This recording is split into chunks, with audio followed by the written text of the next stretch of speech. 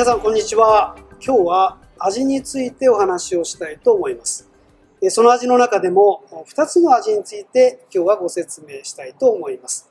皆さん甘い味、それから酸っぱい味、酸味というのはご存知ですよね。で、甘い味というのは皆さんが生まれてからすぐに美味しいと感じる味のうちの一つです。そしてもう一つの酸味、酸っぱいというのはひょっとしたらこれは腐っているかもしれないなという危険信号を伴う味なので、生まれてすぐの赤ちゃんに酸っぱいものを与えると嫌がって食べようとはしないんですね。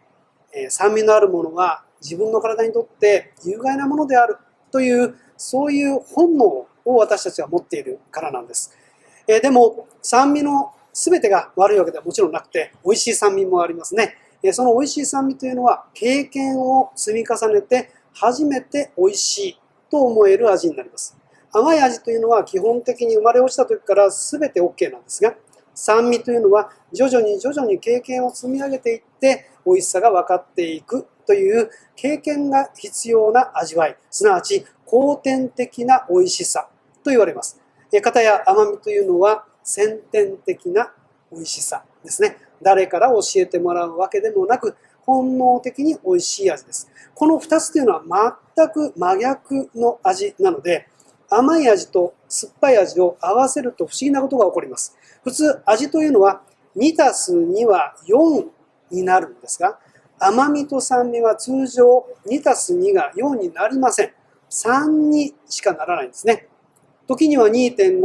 3.1、いろいろあるでしょう。その甘みと酸味のバランスによりますが、どちらにしても甘みは酸味を、酸味は甘みをお互いにマスキングといって隠し合ってしまうんですね。そういうことで、お酒の中にある酸味というのは、お酒の中にある甘みをある程度隠します。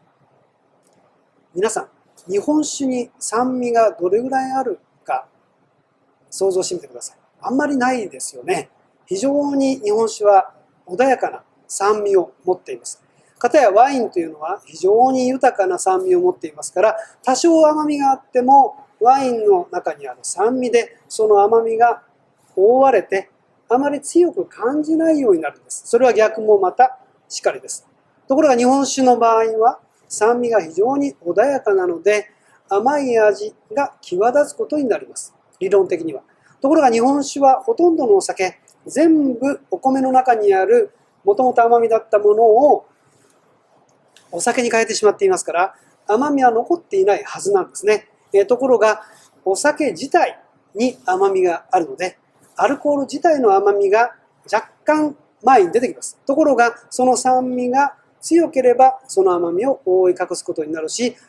酸味が穏やかであればそんなに甘みを隠さないので、ある程度豊かな